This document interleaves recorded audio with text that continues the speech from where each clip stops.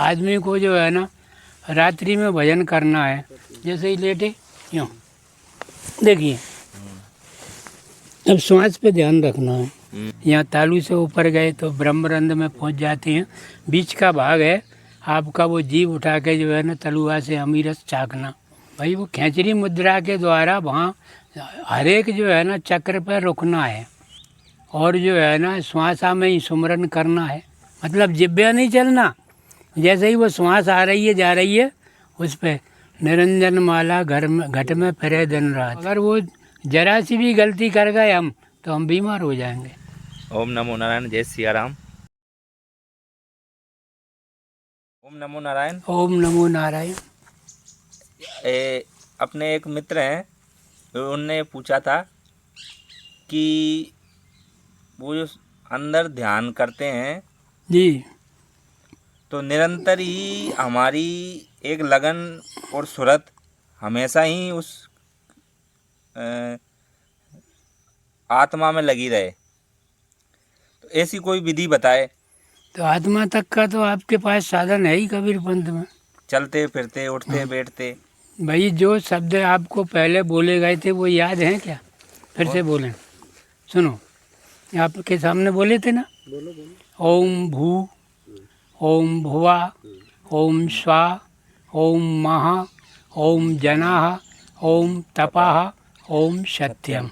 तो भू शब्द जो है ना गुदा चक्र के लिए है।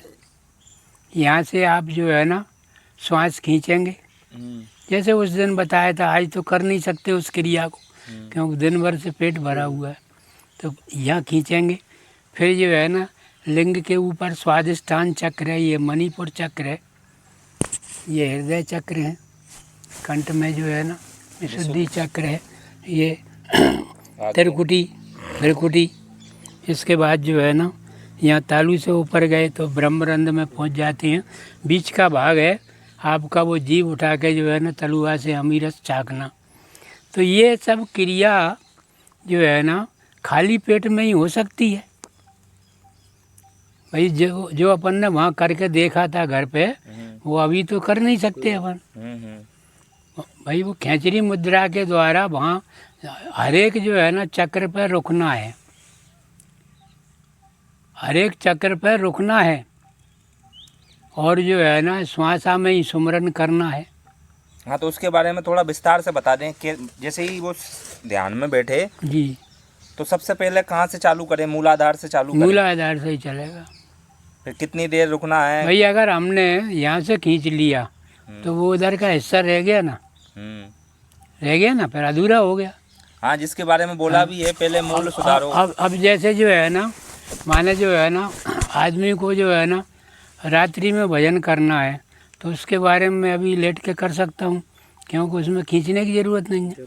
जैसे ही लेटे यूँ देखिए, अब श्वास पे ध्यान रखना है।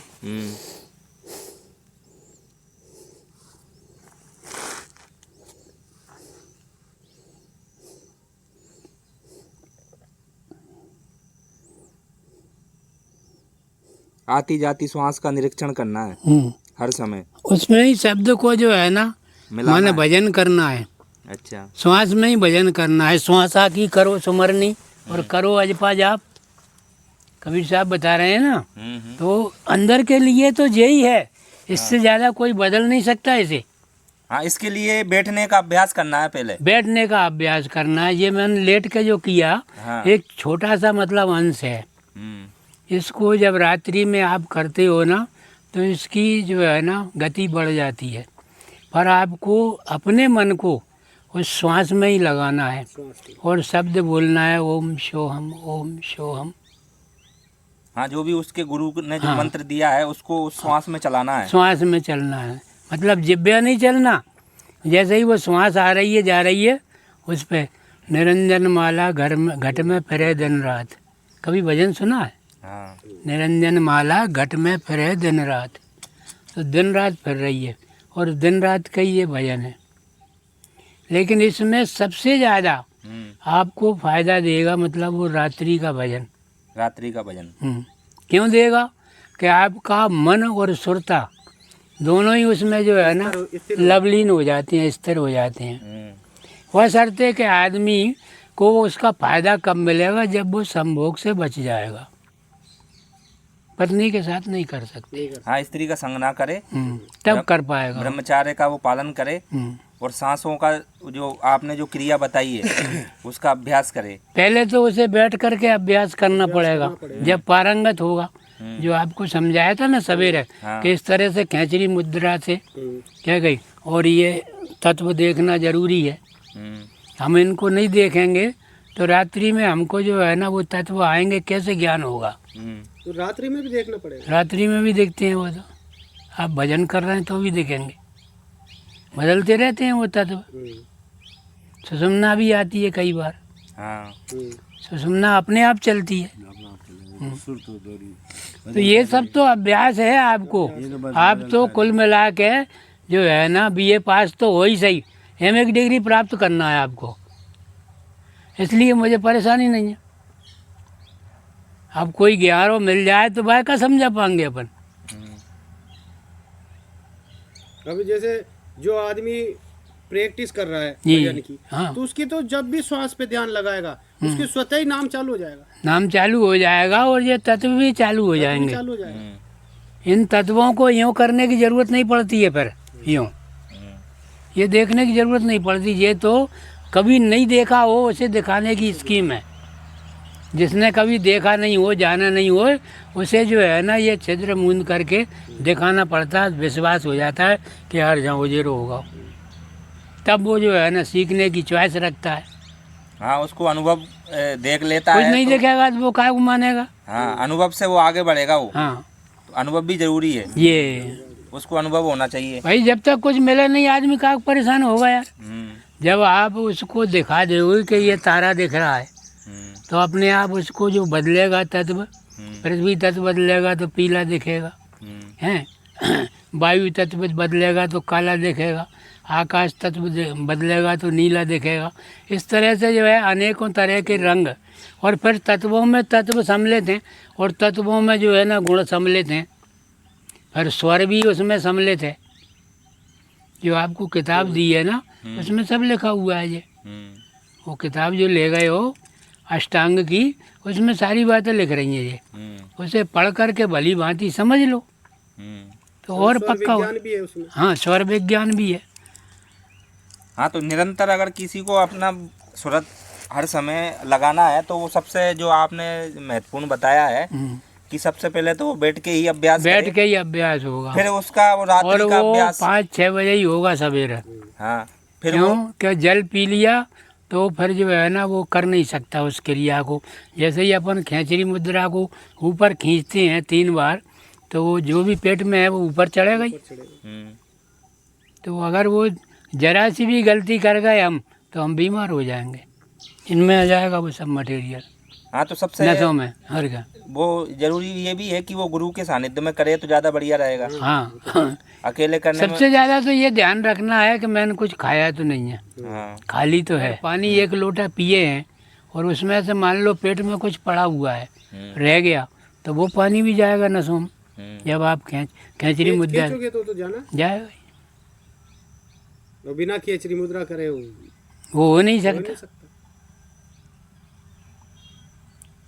तो बैठ के ध्यान का अभ्यास करे, फिर धीरे धीरे। भाई ये अधिकांश गुरुओं ने क्या किया कि ये क्रियाएं तो गुरु के सानिध्य में पहले ही कर ली थी। जब वो गुरु भक्ति में गए दीक्षा लेने, तो गुरु ने उनको पहले ही सिखा दिया था, और उनका बाद में यही रह जाता सहज समाधि।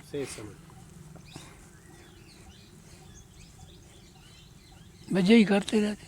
आती आ रही है श्वास, उस पर जो है ना वो बोल रहे हैं, बीत रही, जिब्या नहीं चल रही। ओम सोहम, ओम सोहम, ओम सोहम, ओम सोहम, ये रटना लग रही है हर समय। उसका अर्थ क्या है श्वास आ रही कि है, जो ओम है पूर्ण ब्रह्म, वही मैं हूँ। हाँ, जो सोहम, सोहम। और क्या, यही अर्थ है उसका। तो उसी में ढल जाता उसी है। को वेदांत के साधुओं ने दूसरी तरह से कहा है, शिवो हम। हाँ, वेदांत के साधुओं ने उसी को श्वास में जो है ना ढाल करके क्या लिख दिया उनने, शिवो हम, माने शिव और हम। जिसके बारे में एक लोक में एक वो है कि दो कहूँ तो है नहीं और एक कहूँ तो गारी, या को भेद बता ब्रह्मचारी, या में कौन पुरुष कौन नारी, ऐसा भी बताया है कि वो एक ही परमात्मा सब में विराजमान है। तो पुरुष नारी का आपको किसी ने बताया तो होगा? किसी ने नहीं बताया। नहीं, ऐसा तो नहीं है यार, इतने दिनों से बैठ रहे हो, कुछ बताया तो होगा। पुरुष नारी कौन है? पुरुष तो परमात्मा है, नारी आत्मा है, ऐसा बताया है। बस ठीक है, और क्या है, उसमें कोई मीन में कहीं नहीं है भाई। ये जो है पिया मिलन की प्यासी है, ये आत्मा पिया मिलन की प्यासी है। जब वो अथाह सागर में समुद्र में मिल जाती है तो उसका पूर्ण हो जाता है पिया से मिलना।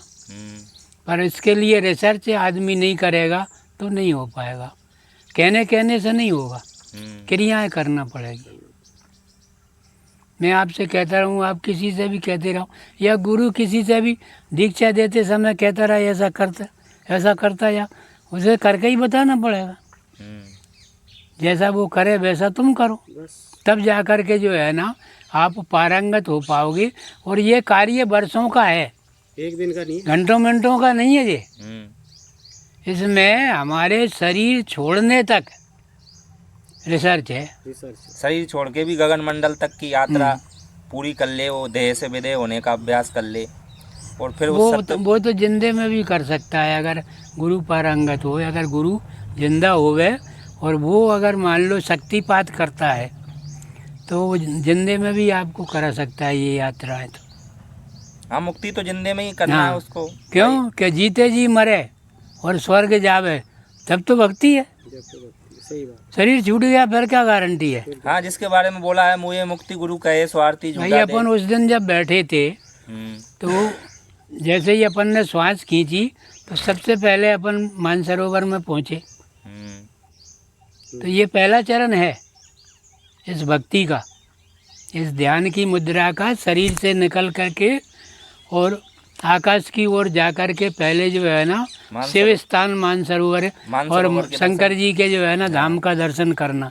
वहाँ पे एक अलौकिक जैसे कोई भाई आदमी तो जा नहीं रहा है वहाँ। हाँ। तो ये हमारी सुरता और मन जाएगा। गो गोचर जहाँ लग मन जाई, तहाँ तक माया जानो भाई। तो वो तो पृथ्वी पर ही है मानसरोवर, और ज़्यादा कोई दूर भी नहीं है। हमें तो ब्रह्मांड की मंजिलें भी पार करना है। हमें तो ब्रह्मांड की मंजिलें पार करके सतलोक तक जाना है इस मन के सहारे से। पर इसको हम सारथी बनाए और इसी को गुरु माने, तब ये हमारा साथ देगा। ये मन जो गुरु तो बैठा है घर में और आप जो है ना पैर पकड़ रहे दूसरे के।